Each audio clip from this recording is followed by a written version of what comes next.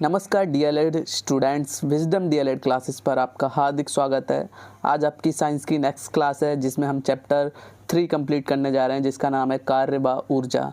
चलिए आइए जल्दी से स्टार्ट करते हैं। सबसे पहले हम डेफिनेशन पढ़ेंगे कार्य की, आखिर कार्य किसे कहते हैं। तो आ जाइए। कार्य का अर्थ प्रायः किसी भी प्रकार की शारीरिक या मानसिक क्रिया से होता है। जब भी कोई कार्य होता है तो शारीरिक रूप से हम कोई करना, जैसे किसी चीज़ को उठाना, फेंकना, ये सब कार्य होता है। तो कार्य का अर्थ किसी भी प्रकार की शारीरिक या मानसिक क्रिया है। लेकिन भौतिकी में इसका रूप अलग होता है। भौतिकी में क्या रूप होता है? भौतिकी में कार्य तब होता है जब किसी वस्तु पर बल लगाकर उसकी जगह से उसे विस्थापित किया जाता है। भौतिकी में कार्य तब होता है या तब माना जाता है जब किसी वस्तु पर बल लगाकर उसकी जगह से उससे विस्थापित कर दिया जाता है। जैसे आप देख सकते हैं यहाँ पे ये घोड़ा गाड़ी आप देख सकते हैं। घोड़ा बल लगा रहा है, किस पे? गाड़ी पे बल लगा रहा है। तो गाड़ी पे बल लगा रहा है तो गाड़ी आगे की तरफ चल रही है। किधर की तरफ चल रही है? गाड़ी आगे की तरफ मूव हो रही है। तो यहाँ पे कार्य हो रहा हुआ। आई होप आपको अच्छे से समझ में आ गया होगा कि जो घोड़ा है वो गाड़ी को खींच रहा है, तो गाड़ी पे बल लग रहा है और घोड़ा यहाँ पे बल लगा रहा है, इस वजह से गाड़ी आगे की तरफ मूव हो रही है। तो ये हमारा कार्य होगा। चलिए नेक्स्ट डेफिनेशन की तरफ चलते हैं, नेक्स्ट टॉपिक की तरफ। अब हमने पढ़ लिया कि कार्य किसे कहते हैं। अब पढ़ते हैं कि कार्य का मापन हम कैसे मापन करेंगे कि यहाँ पे कार्य हो रहा है। तो चलिए कार्य के मापन के लिए एक फॉर्मूला है, उससे पहले हम डेफिनेशन अच्छे से पढ़ेंगे। किसी पिंड को गति प्रदान करने में किया गया कार्य पिंड के ऊपर लगाए गए बल। किसी पिंड को गति प्रदान है, मान लीजिए ये एक पिंड है, ठीक है। इस पिंड को गति देने के लिए हम F बल लगाते हैं। क्या लगाते हैं? तो डेफिनेशन में यही बताया गया, किसी पिंड को गति प्रदान करने के लिए पिंड के ऊपर लगाया गया बल तथा बल की दिशा में पिंड द्वारा चली गई दूरी। बल की दिशा में पिंड द्वारा चली गई दूरी, ये है डिस्टेंस। यहाँ पिंड था, यहाँ पे पहुँच गया, तो ये दूरी के गुणनफल के बराबर होता है। तो कार्य कैसे निकालेंगे? जो बल लगाया गया है किस पे? इस पे। मान लो ये पिंड है हमारा, एक मिनट, फर्स्ट पिंड हमारा ये है, कौन सा है? ये हमारा फर्स्ट पिंड हो गया। और पिंड जब बल लगा रहे हैं हम, कौन सा बल लगा रहे हैं? F बल लगा रहे हैं। आप देख सकते हैं F बल लगाया हमने इस पिंड पे। तो जब बल लगाया तो बल में कोई गति होगी, गति हो गई तो वो पिंड कहाँ से कहाँ तक आ गया? यहाँ पे पिंड यहाँ से यहाँ पर आ गया। किस जगह पे? इस जगह पे आ गया। तो ये सेकंड इसकी पोजीशन हो गई, बल लगाया तो अब कार्य का फॉर्मूला क्या होगा? कार्य बराबर बल गुणा विस्थापन। जितना हमने बल लगाया और जितनी उसने दूरी कवर की, दूरी कितनी कवर की? यहाँ से लेके इतनी दूरी कवर की। तो इसीलिए कार्य का फॉर्मूला हो जाएगा कार्य बराबर बल गुणा विस्थापन। यही इस फॉर्मूले में बताया गया है कि किसी पिंड को गति प्रदान करने में किया गया कार्य पिंड के ऊपर लगाए गए बल, जो कि F है। कितना? F। पिंड के ऊपर लगाए गए बल तथा बल की दिशा में पिंड द्वारा चली गई दूरी गुणनफल के बराबर होता है। चली गई दूरी के गुणनफल के बराबर होता है। तो इसीलिए कार्य बराबर बल गुणा विस्थापन। आई होप आपको अच्छे से समझ में आ गया होगा। एक बार फिर से आपको एक बार समझाता हूँ। ये एक पिंड है, ये हमारा एक पिंड है, इस पे हमने F बल लगाया। F बल से जब इसको बल लगाया तो इसमें गति हुई, गति से ये यहाँ पे पहुँच गया और डिस्टेंस कितनी कवर की? इतनी उसने डिस्टेंस कवर की।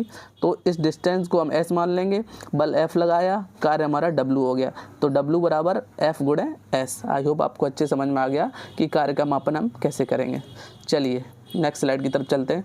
अब पढ़ते हैं हम कार्य का मात्रक, कि कार्य का मात्रक क्या क्या होता है। तो कार्य के मात्रक आ जाइए।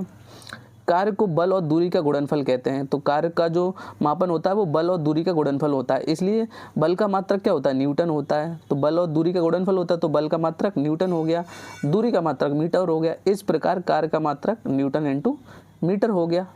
बहुत सरल है। फॉर्मूले से हमने अगर निकालें तो बल और दूरी गुणनफल, इसका पिछली स्लाइड में आपने देखा, बल दूरी इसका फॉर्मूला है कार्य का। कार्य बराबर बल और बल गुणा दूरी। तो न्यूटन बल का है, न्यूटन किसका है? बल का है। और दूरी किसका है? ओ मीटर किसका है? मीटर दूरी का है। तो दूरी मीटर, तो इसलिए हो गया न्यूटन इंटू मीटर इसका मात्रक। लेकिन एसआई पद्धति में कार्य का मात्रक जूल होता है। क्या होता है? एसआई पद्धति में कार्य का मात्रक जूल होता है। सीजीएस पद्धति में कार्य का मात्रक अर्ग होता है। एसआई पद्धति में कार्य का मात्रक जूल, सीजीएस पद्धति में कार्य का मात्रक अर्ग। नोट्स अपने प्रॉपर बना के चलिए। अगर आप नोट्स नहीं बनाएंगे तो आपको दिक्कत होगी। नोट्स एकदम हर क्लास में प्रॉपर बना के चलिए, ताकि आपको एकदम सिलेबस टाइम पे कंप्लीट हो और आपकी सभी टॉपिक कवर हो, जिससे आपके 25 में से 25 नंबर आ सकें। तो नोट्स एकदम प्रॉपर बना के चलते रहिए। चलिए अब यहाँ पे एक इम्पॉर्टेंट चीज़ है, जैसे कि एसआई पद्धति में कार्य की मात्रक को जूल कहते हैं, लेकिन एक जूल की जो मात्रा होती है, 1 जूल बराबर 10 पे पावर 7 अर्ग। ये क्या है? 10 पे पावर 7 अर्ग। 1 जूल बराबर 10 पे पावर 7 अर्ग। ये कुछ इस तरीके से है। आई होप आपको अच्छे समझ में आया। 1 जूल बराबर 10 पे पावर 7 अर्ग। इसको आपको ध्यान रखना है, एग्जाम में पूछा जा सकता है कि 1 जूल बराबर कितना होता है। तो 1 जूल बराबर 10 पे पावर 7 अर्ग। चलिए नेक्स्ट स्लाइड की तरफ अब पढ़ते हैं हम। जो हमारा नेक्स्ट टॉपिक है ऊर्जा। आखिर ऊर्जा किसे कहते हैं? तो आ जाइए ऊर्जा के बारे में बात करें। तो किसी वस्तु के कार्य करने की क्षमता को उसकी ऊर्जा कहते हैं। किसी वस्तु के कार्य करने की क्षमता, मान लीजिए मेरी इतनी क्षमता है कि मैं किसी पत्थर को 2 किलोमीटर फेंक सकता हूँ, तो ये मेरी कार्य करने की क्षमता है। तो किसी वस्तु के कार्य करने की क्षमता को उसकी ऊर्जा कहते हैं। अब यहाँ पे हम एक इम्पॉर्टेंट नियम पढ़ लेते हैं, ऊर्जा अविनाशिता सिद्धांत। ये एग्जाम में पूछा गया है। ऊर्जा संरक्षण सिद्धांत, ऊर्जा अविनाशिता सिद्धांत, अक्सर 2 नामों से आएगा कि ऊर्जा संरक्षण सिद्धांत, ऊर्जा अविनाशिता सिद्धांत को दर्शाइए, का अर्थ बताइए। तो यहाँ से हम पढ़ते हैं, बहुत ही अच्छा है, ये सबसे बढ़िया टॉपिक है। ऊर्जा को एक रूप से दूसरे रूप में परिवर्तित किया जा सकता है। ऊर्जा क्या है? उसको एक रूप से दूसरे रूप में परिवर्तित किया जा सकता है। अब जैसे हमारी सूर्य से जो ऊर्जा आती है, सोलर ऊर्जा हम जिसको बोलते हैं, तो सोलर ऊर्जा से हम विद्युत ऊर्जा में बदलते हैं। किसके जरिए? सोलर पैन जो हमारी छत पे लगे होते हैं उनके जरिए हम सोलर ऊर्जा को विद्युत ऊर्जा में बदलते हैं। तो वही यहाँ पे बताया गया है कि ऊर्जा को एक रूप से दूसरे रूप में परिवर्तित किया जा सकता है। इन परिवर्तनों में ऊर्जा की मात्रा सदैव एक समान रहती है। जब हम परिवर्तन कर रहे होते हैं सोलर ऊर्जा से विद्युत ऊर्जा में, जब परिवर्तन कर रहे होंगे सोलर पैन के जरिए, तो उसकी जो मात्रा होगी वो सदैव सेम रहेगी। जितनी मात्रा आ रही होगी सूरज से उतनी वो विद्युत कन्वर्ट हो रही होगी, उसमें कमी नहीं आती है। क्या लिखा है? इन परिवर्तनों में ऊर्जा की मात्रा सदैव एक समान रहती है, उसमें कमी नहीं आती है। ऊर्जा को कभी भी नष्ट नहीं किया जा सकता है। ऊर्जा के सिर्फ स्वरूप को बदला जा सकता है। इसे एक रूप से दूसरे रूप में परिवर्तित किया जा सकता है, जैसा यहाँ पे लिखा है। तो ये ऊर्जा अविनाशिता का सिद्धांत है। अच्छे से आपको समझ में आ गया होगा कि ऊर्जा का अविनाशिता सिद्धांत क्या है। अच्छे से अपने प्रॉपर नोट्स बनाइए। चलिए अब पढ़ते हैं इनका मात्रक। ऊर्जा का मात्रक भी पढ़ना बहुत जरूरी है। तो एमकेएस तथा एसआई पद्धति में ऊर्जा का मात्रक जूल होता है। एमकेएस और एसआई पद्धति में ऊर्जा का मात्रक जूल होता है। सीजीएस पद्धति में ऊर्जा का मात्रक अर्ग होता है। एमकेएस और एसआई पद्धति में ऊर्जा का मात्रक जूल है। सीजीएस पद्धति में ऊर्जा का मात्रक अर्ग होता है। चलिए आई होप आपको अच्छे समझ में आया होगा। नेक्स्ट स्लाइड की तरफ चलते हैं। ऊर्जा हमने पढ़ लिया, ऊर्जा का विनाशिता सिद्धांत पढ़ लिया, और इसका क्या क्या इसके मात्रक होते हैं वो हमने पढ़ लिया। चलिए नेक्स्ट स्लाइड की तरफ अब पढ़ते हैं ऊर्जा का प्रयोग किस किस चीज़ में किया जाता है। तो ऊर्जा का आपका पहला प्रयोग है, जो ऊर्जा का प्रयोग आपका, एक मिनट, ऊर्जा का उपयोग आपको कारखाने चलाने में किया जाता है। ऊर्जा का प्रयोग कारखाने को चलाने में किया जाता है। मोटर वाहनों को चलाने में ऊर्जा का उपयोग किया जाता है। भोजन पकाने के लिए ऊर्जा का उपयोग किया जाता है। अध्ययन के लिए ऊर्जा का उपयोग होता है। जब हम अध्ययन कर रहे हैं तो हमारे शरीर में भी ऊर्जा खत्म हो रही है, क्योंकि हम अध्ययन कर रहे हैं तो हमारे शरीर में भी ऊर्जा, बिना ऊर्जा के हमारे शरीर नहीं चलता है। तो इस प्रकार हम अध्ययन करेंगे तो उसमें भी ऊर्जा का उपयोग होगा। प्रकाश के लिए ऊर्जा का उपयोग होता है। जब प्रकाश होता है किसी चीज़ से, मान लीजिए बल्ब से ही प्रकाश हो रहा हो, तो उसमें भी ऊर्जा का उपयोग होता है। और सूरज भी जो प्रकाश दे रहा है उसमें भी वो ऊर्जा का प्रयोग कर रहा है। तो ये थे ऊर्जा के प्रयोग जो आपको हूबहू अपने नोट्स में लिखने हैं और इन्हें अच्छे से याद करना है। चलिए नेक्स्ट स्लाइड की तरफ। हमने ऊर्जा का उपयोग पढ़ लिया। अब पढ़ते हैं ऊर्जा के विभिन्न प्रकार। तो ऊर्जा के विभिन्न प्रकार होते हैं, जो कि ऐसे तो बहुत सारे प्रकार होते हैं, लेकिन यहाँ पे मैंने 6 इंपॉर्टेंट लिए, और इन 6 इंपॉर्टेंट में भी से सिर्फ 2 इंपॉर्टेंट हैं जो ग्रीन कलर में आपके सामने आ रहे हैं, वही आपके एग्जाम में आने वाले हैं और एग्जाम में नहीं पूछे जाते हैं अक्सर। तो ये 2 एग्जाम में पूछे जाएंगे। तो 6 रूप कौन कौन से हैं? पहला आपका रासायनिक ऊर्जा, दूसरा प्रकाश ऊर्जा, तीसरा विद्युत ऊर्जा, चौथा ध्वनि ऊर्जा, 5वीं नाभिकीय ऊर्जा, 6वीं यांत्रिक ऊर्जा। तो ये 6 ऊर्जा हैं। इनमें से हमें सिर्फ इन 2 को पढ़ना है, नाभिकीय ऊर्जा को और यांत्रिक ऊर्जा को। रासायनिक ऊर्जा को तो आप तो कैसे भी बता देंगे डेफिनेशन देके कि जो जिन पदार्थों में रासायनिक रूप में ऊर्जा संचित होती है वो रासायनिक ऊर्जा कहलाती है। प्रकाश ऊर्जा को बता देंगे, जो ऊर्जा, जिस ऊर्जा के कारण हम चीज़ों को देख पाते हैं वो प्रकाश ऊर्जा कहलाती है।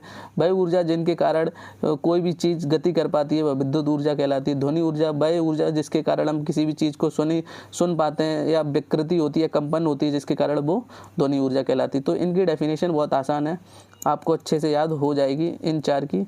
हमें जो पढ़ना है आपके जो सिलेबस में है वो नाभिकीय ऊर्जा और यांत्रिक ऊर्जा, ये आपके सिलेबस में है, तो हम इनको ही पढ़ते हैं अच्छे से।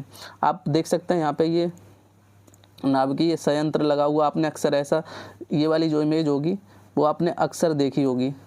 आपने अक्सर ऐसी देखी होगी, फैक्ट्रियाँ लगी होती हैं, ये संयंत्र लगे हुए हैं, तो इनके बारे में बताऊंगा कि ये बड़े बड़े जो बने होते हैं ये होते क्या, वो भी मैं आपको बताऊंगा। चलिए पहले आगे चलते हैं। अब पढ़ने से पहले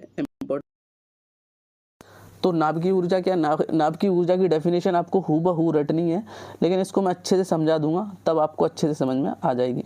तो अधिक भार वाले तत्वों के समस्थानिक, जो अधिक भार वाले तत्व होते हैं उनके समस्थानिकों के नाभिक पर न्यूट्रॉन की बौछार करनी है। क्या है, जो अधिक भार वाले तत्व के समस्थानिक हैं, अधिक भार वाले तत्वों के समस्थानिकों के नाभिक पर न्यूट्रॉन की बौछार करने पर उनका नाभिक टूटने लगता है। क्या लगता है, उनका नाभिक टूटने लगता है। कब टूटने लगता है, जब अधिक भार वाले तत्वों के समस्थानिकों के नाभिक पर न्यूट्रॉन की बौछार करते हैं। तो न्यूट्रॉन की बौछार करने पर उनके नाभिक टूटने तथा नवीन तत्वों के निर्माण के फलस्वरूप अपार ऊर्जा निष्कासित होती है। कब होती है, जब अधिक भार वाले तत्वों के समस्थानिकों के नाभिक पर न्यूट्रॉन की बौछार करने पर उनके नाभिक टूटने लगते हैं तथा नवीन तत्वों के निर्माण के फलस्वरूप अपार ऊर्जा निष्कासित होती है, जिसे नाभिकीय ऊर्जा कहते हैं। इस डेफिनेशन को हूबहू आपको इसी तरीके से रट लेना है जैसे मैंने आपको अभी समझाया है। तो ये आपकी नाभिकीय ऊर्जा की डेफिनेशन है, जो कि बहुत ही सिंपल है। अधिक भार वाले क्या है, अधिक भार वाले तत्वों के समस्थानिकों के नाभिक पर न्यूट्रॉन की बौछार करने पर उनके नाभिक टूटने लगते हैं तथा नवीन तत्वों के निर्माण के फलस्वरूप अपार ऊर्जा निष्कासित होती है, जिसे नाभिकीय ऊर्जा कहते हैं। अब इस चित्र में नाभिकीय ऊर्जा दर्शाई गई है। आइए इसको समझाता हूँ, एक्सप्लेन करता हूँ कि क्या क्या इसमें बताया गया। तो सबसे पहले हमें वो तत्व लेना है जो अधिक भार वाले तत्व होंगे, जिनके समस्थानिक अधिक भार वाले तत्व लेने हैं। मान लीजिए हम यूरेनियम ले लेंगे, तो यूरेनियम पदार्थ को यहाँ रखा जाएगा। कहाँ रखेंगे, यूरेनियम पदार्थ को इधर रखेंगे। फिर उसको क्या, उसके नाभिक पर न्यूट्रॉन की बौछार की जाएगी मशीनों के जरिए। इधर जो ये संयंत्र लगे हुए हैं इनमें नाभिक, उसके नाभिक पे न्यूट्रॉन की बौछार की जाएगी और इससे बहुत ज़्यादा हीट वेव होगी। तो उसके लिए बड़े बड़े कूलिंग टावर बनाए जाते हैं, संयंत्र बनाए जाते हैं, ठंडे संयंत्र, शीतल, जैसे शीतल कूलिंग टावर भी बोलते हैं, जो आपको अक्सर इमेजों में देखने को मिलते हैं जब आप कहीं जा रहे होते हैं, फैक्ट्रियों के रूप में देखने को मिलते हैं। दिखाता हूँ आपको पिछली इमेज में। ये जो आप मैंने बताया था कि ये जो होते हैं, आप देख सकते हैं, ये जो है ये आप जब भी कहीं बाहर निकल रहे होंगे सड़कों पे तो आपको दिखाई देते हैं। ये कूलिंग टावर होते हैं, वहाँ पे नाभिकीय ऊर्जा बन रही होगी, नाभिकीय ऊर्जा से विद्युत ऊर्जा बन रही होगी या कुछ और हो रहा होगा, तो वहाँ पे नाभिकीय ऊर्जा का निर्माण हो रहा होगा। जब आप ये ऐसे देखते हैं तो ये कूलिंग टावर होते हैं। अब आपको अच्छे समझ में आ गया होगा कि जब आप देखेंगे तो इनको कूलिंग टावर बता देंगे अपने दोस्तों को जो पूछ रहे होंगे। तो यहाँ पे क्या होगा, अधिक भार वाले तत्वों को रखा जाएगा इस जगह पे, वो गर्म होंगे, वो हीट होंगे, हीट से कूलिंग टावर से उन्हें ठंडा किया जाएगा, नाभिक उनका टूट जाएगा, नाभिक टूटने पर बहुत सारी ऊर्जा निकलेगी और वो ऊर्जा ही नाभिकीय ऊर्जा कहलाती है। तो चलिए, आपको अच्छे से याद हो गया होगा नाभिकीय ऊर्जा किसे कहते हैं। अब आपको एग्जाम्पल के थ्रू समझाते हैं। तो ये आपका अधिक भार वाले तत्व है जो जिसके समस्थानिक कौन है, यूरेनियम। ये क्या है, यूरेनियम। यूरेनियम को क्या किया हमने, इतना हीट किया, उसके नाभिक पर न्यूट्रॉन की बौछार की यूरेनियम के, तो वो किस में बदल गया, वो क्रिप्टन में बदल गया। किस में बदल गया, क्रिप्टन में। अलग अलग नए तत्वों में बदल गया, क्रिप्टन और बेरियम में बदल गया। किस में बदल गया, एक तो आपका हमारा क्रिप्टन में बदल गया, ये बदल गया क्रिप्टन में, और ये बदल गया बेरियम में। और बहुत सारी ऊर्जा का निर्माण हुआ, नई ऊर्जा का निर्माण हुआ। उस ऊर्जा को ही क्या कहते हैं, नई आपकी नाभिकीय ऊर्जा कहते हैं। जब यूरेनियम को हमने गर्म किया, उसके नाभिक टूटा, उसके नाभिक से बहुत सारी ऊर्जा निकली, उस ऊर्जा को ही हम नाभिकीय ऊर्जा कहते हैं। और नए तत्व भी बने, कौन कौन से, बेरियम और क्रिप्टन। तो आप ये एग्जाम्पल लिखे आ सकते हैं। तो ये होगी आपकी नाभिकीय ऊर्जा का एग्जाम्पल। चलिए, अब नाभिकीय ऊर्जा के प्रयोग की, नाभिकीय ऊर्जा के क्या क्या प्रयोग होते हैं। तो नाभिकीय ऊर्जा का प्रयोग आपका चिकित्सा के क्षेत्र में किया जाता है। इसका उपयोग विद्युत उत्पादन में किया जाता है। नाभिकीय ऊर्जा को विद्युत उत्पादन में प्रयोग किया जाता है। आपने बहुत बड़ी बड़ी फैक्ट्रियां देखी होंगी जहाँ पे नाभिकीय ऊर्जा से विद्युत ऊर्जा बन रही होगी। जो मैंने आपको बताया अभी, कूलिंग टावर लगे होते हैं बड़े बड़े, वहाँ में क्या होता है, नाभिकीय ऊर्जा से विद्युत ऊर्जा बन रही होती। तीसरा आपका विस्फोटक निर्माण में प्रयोग किया जाता है। नाभिकीय ऊर्जा का प्रयोग विस्फोटक निर्माण में बड़े भयंकर रूप से किया जाता है। अक्सर जो विस्फोट होते हैं उनमें नाभिकीय ऊर्जा का ही प्रयोग किया जाता है। नाभिकीय विकिरण में इसका प्रयोग होता है। तो ये इसके 4 प्रयोग हो गए। अगर आपसे पूछा जाएगा एग्जाम में कि नाभिकीय ऊर्जा किसे कहते हैं और नाभिकीय ऊर्जा का उपयोग लिखिए, तो आप अच्छे से लिख के आएंगे डेफिनेशन और ये 4 प्रयोग। ये सब नोट्स प्रॉपर बना के चलिए आप पढ़ते हैं। जो सेकंड ऊर्जा हमने जो आपके टॉपिक में है वो है यांत्रिक ऊर्जा। कौन सी है, यांत्रिक ऊर्जा। तो यांत्रिक ऊर्जा की बात करें तो यांत्रिक ऊर्जा को हम आमतौर पर स्थितिज ऊर्जा और गतिज ऊर्जा के योग को आंतरिक ऊर्जा कहते हैं। तो गतिज ऊर्जा और स्थितिज ऊर्जा को, इन दोनों को जोड़ दिया जाए क्या कहते हैं, इन दोनों को जोड़ दिया जाए तो हमारी क्या बन जाती है, यांत्रिक ऊर्जा बन जाती है। अगर गतिज ऊर्जा को और स्थितिज ऊर्जा को हम अगर प्लस कर दें तो हमारी क्या यांत्रिक ऊर्जा बन जाती है। अब जैसे ये गतिज ऊर्जा हो रही है, यहाँ पे ये जो बॉलर है ये बॉल फेंक रहा है, ऐसे बॉल फेंकेगा तो ये जो बॉल है बॉल गति करेगी, तो यहाँ पे हमारी क्या गतिज ऊर्जा हो रही। लेकिन जब ये बॉल इसके हैंड में थी, जब इसके हैंड में थी तो बॉल रुकी हुई थी, बॉल कहीं गति नहीं कर रही थी, तब यहाँ पे स्थितिज ऊर्जा थी, तब यहाँ पे क्या थी, स्थितिज ऊर्जा थी। तो जब बॉल फेंक दी उसने तो गति करने लगी तो गतिज ऊर्जा हो गई, जब उसके हाथ में थी तो बॉल रुकी हुई थी तब स्थितिज ऊर्जा थी। तो इन दोनों ऊर्जाओं को जोड़ दिया जाए, स्थितिज ऊर्जा और गतिज ऊर्जा को, तो हमारी क्या बन जाएगी, तो हमारी बन जाएगी यांत्रिक ऊर्जा। आई होप आपको अच्छे समझ में आ गया होगा कि यांत्रिक ऊर्जा को हम आमतौर पर स्थितिज ऊर्जा और गतिज ऊर्जा के योग को यांत्रिक ऊर्जा कहते हैं। ये दो प्रकार की होती है, गतिज ऊर्जा और स्थितिज ऊर्जा। अच्छा, आपको अच्छे समझ में आया। चलिए अब पढ़ते हैं, यांत्रिक ऊर्जा आपकी खत्म हो गई। अब पढ़ते हैं ज्वार भाटीय ऊर्जा। ज्वार भाटीय ऊर्जा अक्सर आपने पूछ लिया होगा एग्जाम में, टीचर भी आपसे पूछ लेते हैं कि ज्वार भाटा किसे कहते हैं। तो आज आपको ज्वार भाटा पढ़ाते हैं कि ज्वार भाटा होता क्या है। चलिए पढ़ते हैं ज्वार भाटा के बारे में। ज्वार भाटीय ऊर्जा ज्वार से प्राप्त होती है। अब आप में से बहुत सारे लोग कहेंगे सर ये ज्वार क्या होता है, तो ज्वार आप में से बहुत सारे लोगों को नहीं पता होगा। तो ज्वार की बात करें तो समुद्र में जो क्या होती हैं, जो आपकी वो लहरें आती हैं, इन लहरों को ही ज्वार कहा जाता है। अक्सर इन लहरों को हम ज्वार कह देते हैं। तो आप डेफिनेशन पढ़ते हैं कि ज्वार भाटा होता क्या है। तो चंद्रमा के गुरुत्व खिंचाव के कारण, चंद्रमा के गुरुत्व खिंचाव के कारण समुद्र जल का चढ़ना, जब चंद्रमा में गुरुत्व खिंचाव होता है तो समुद्र जल चढ़ जाता है, क्या होता है, ऊंचाई पर आ जाता है, समुद्र में ऊंचाई पे आता है, तो समुद्र जल का चढ़ना ज्वार कहलाता है। क्या कहलाता है, चंद्रमा के गुरुत्व खिंचाव के कारण समुद्र जल का चढ़ना ज्वार, तथा समुद्र जल का उतरना, जब समुद्र नीचे आता है समुद्र जल का उतरना तो भाटा कहलाता है। बहुत ही सिंपल है, चंद्रमा के गुरुत्व खिंचाव के कारण समुद्र जल का चढ़ना ज्वार तथा समुद्र जल का उतरना भाटा कहलाता है। बहुत ही सिंपल लैंग्वेज में समझाया गया है कि चंद्रमा के गुरुत्व खिंचाव के कारण समुद्र जल का चढ़ना ज्वार तथा समुद्र जल का उतरना भाटा कहलाता है। इस डेफिनेशन को आप एग्जाम में लिख के आएंगे कि ज्वार भाटा किसे कहते हैं, तो आप इतना लिख के आएंगे अच्छे से। चलिए नेक्स्ट पढ़ते हैं। सागर में ज्वारी, एक मिनट, सागर में ज्वारी तरंगें दिन में 2 बार उठती हैं। ये जो ज्वारी तरंगें होती है सागर में, समुद्र में चंद्रमा के गुरुत्व खिंचाव के कारण दिन में 2 बार उठती हैं और 2 बार गिरती हैं। समुद्र और संकीर्ण खुली जगह पर ज्वारी बैराज या ज्वारी बांध का निर्माण करके, समुद्र की जो खुली जगह है वहाँ पर क्या हम ज्वारी बैराज या ज्वारी बांध बनाकर निर्माण करके ज्वारी ऊर्जा को काम में लाया जा सकता है। जो ये ज्वारी ऊर्जा है, जब समुद्र नीचे ऊपर चढ़ेगा तो हम बांध बना के वहाँ पे एक डैम बना सकते हैं और उस ऊर्जा को काम में ला सकते हैं और इसके रूप को परिवर्तित करके अन्य रूप में बदला जा सकता है। जो ज्वारी ऊर्जा है इसके रूप को हम क्या विद्युत ऊर्जा में बदल सकते हैं कि ज्वार भाटा बार बार चढ़ेगा बार बार उतरेगा, तो हम वो क्या हो सकता है, मशीन लगा के वहाँ डैम लगा के वहाँ पे क्या उसके रूप को बदल सकते हैं। ज्वार ऊर्जा से विद्युत ऊर्जा में बदल सकते हैं, विद्युत ऊर्जा से प्रकाश ऊर्जा में बदल सकते हैं। तो ये थी हमारी ज्वार भाटा आधारित ऊर्जा। अब इसके उपयोग पढ़ लेते हैं कि आखिर इसके क्या क्या उपयोग हैं। चलिए ज्वार भाटा ऊर्जा के उपयोग, अगर इसके उपयोग की बात करें तो पहला उपयोग जो है, ज्वारी ऊर्जा का और मुख्य रूप से प्रयोग विद्युत उत्पादन में किया जाता है। ज्वारी ऊर्जा का जो प्रयोग किया जाता है वो विद्युत उत्पादन में किया जाता है। बड़े बड़े संयंत्र लगा दिए जाते हैं समुद्र के किनारे जिनसे बिजली आपकी बनती है। इसका प्रयोग विद्युत मशीनों को चलाने में किया जाता है। ज्वारी भाटा का जो ऊर्जा है इसका प्रयोग विद्युत मशीनों को चलाने में किया जाता है। हाइड्रो इलेक्ट्रिक डैम में ऊर्जा को संचित करने के लिए किया जाता है। तीसरा, विभिन्न तापीय प्रयोजन में इसका प्रयोग किया जाता है। तो ये इनके 4 आपके प्रयोग हो गए जो आपको अपने नोट्स में हूबहू लिख लेने हैं। चलिए अब बहुत ही एक इम्पॉर्टेंट लाइन आ रही है जो आपको याद करनी है, या जो आपको नोट्स में प्रॉपर अपनी अच्छे से याद करना है कि भारत में राष्ट्रीय ऊर्जा संरक्षण दिवस 14 दिसंबर को मनाया जाता है। कब मनाया जाता है? 14 दिसंबर को। एग्ज़ाम में पूछा गया है कि राष्ट्रीय ऊर्जा संरक्षण दिवस कब मनाया जाता है, तो आपका आंसर आएगा 14 दिसंबर। राष्ट्रीय ऊर्जा संरक्षण दिवस 14 दिसंबर को मनाया जाता है। चलिए आपको अच्छे से पता चल गया ज्वार भाटा किसे कहते हैं, ज्वार भाटी ऊर्जा का उपयोग किस में किया जाता है, और राष्ट्रीय ऊर्जा संरक्षण दिवस हमारा 14 दिसंबर को मनाया जाता है। चलिए नेक्स्ट स्लाइड की तरफ अब पढ़ते हैं हम ऊर्जा के स्रोत। अभी तक तो हमने सारी ऊर्जाएं पढ़ ली कि ऊर्जा कौन कौन सी होती हैं। अब पढ़ेंगे कि ये ऊर्जा मिलती कहाँ से, ऊर्जा के स्रोत आखिर क्या क्या ऊर्जा के स्रोत हैं। तो सबसे पहले हम बात कर लेते हैं सीमित ऊर्जा। अब सीमित ऊर्जा की बात करें तो ऊर्जा के सीमित स्रोतों का उत्पादन तथा इनका प्रयोग सीमित मात्रा में किया जा सकता है।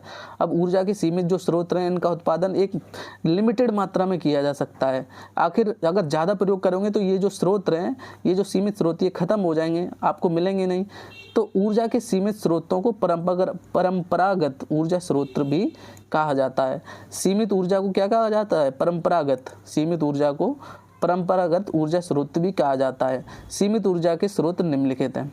तो सीमित ऊर्जा में कौन कौन आता है आपका? सीमित ऊर्जा में आपका कोयला आता है, पेट्रोल आती है, प्राकृतिक गैसें आती हैं। तो इनका ये क्या है? ये लिमिटेड है। ये कब पेट्रोल, आपकी डीजल, ये कोयला, ये कभी ना कभी ख़त्म हो जाएगा। अगर आपका इसी तरीके से, जिस तरीके से भारत इसका दहन कर रहा है या विश्व में इसका दहन हो रहा है, कोयला पेट्रोल एक दिन ख़त्म हो जाएंगे। तो जो सीमित ऊर्जा है, ये परंपरागत ऊर्जा है, ये एक दिन ज़रूर अवश्य ख़त्म हो जाएगी अगर हमने इसके संरक्षण पर ध्यान ना दिया।